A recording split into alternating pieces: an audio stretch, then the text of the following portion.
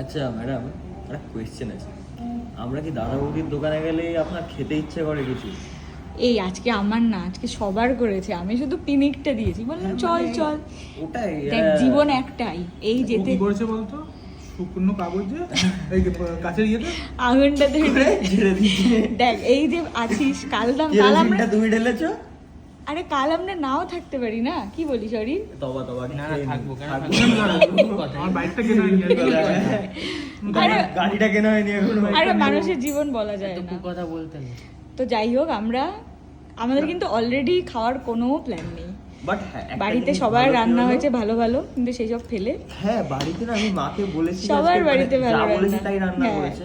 তো so it's like আমি খুব মানে সেটা ফেলে আমরা এখন আবার বাবু কালচারে এসেছি। দেখ তো আমাদের লাগ ভালো, আমরা আজকেও পমফ্রেট পেয়েছি, হ্যাঁ, এটা এসে দাদা বৌদির দোকান থেকে Pomfret? যেদিন যেদিন প্ল্যান করেছি গলদা চিংড়ি, সেম মেনু সেম মানে করেছি, যেটা কাইন্ড আমরা অফ চাই। যেটা আমরা চাই। হ্যাঁ, যে কাইন্ড অফ না, যেটা এক্স্যাক্টলি যেটা আমরা চাই।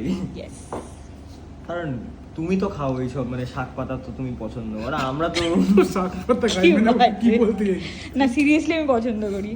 পছন্দ করে, মানে একটু কি হলো, কলমি শাক শুনে খুব একটা এক্সাইটেড আমি লোকজনকে হতে দেখি না একে ছাড়া। আমি হয়েছি। শাক খেতে ভালো। ঠিক আছে, এবার সামনে পমফ্রেট ছেড়ে শাক হ্যাঁ, খাবো, আমি শাক খাবো। ছ্যাবলামি হচ্ছে নাকি? না আমার একটু এই আছে। কমলি কি না, কমলি কাবলি বাবা, শাক।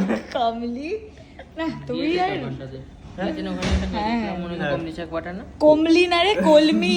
বাঙালির নামে কলঙ্ক, ছি।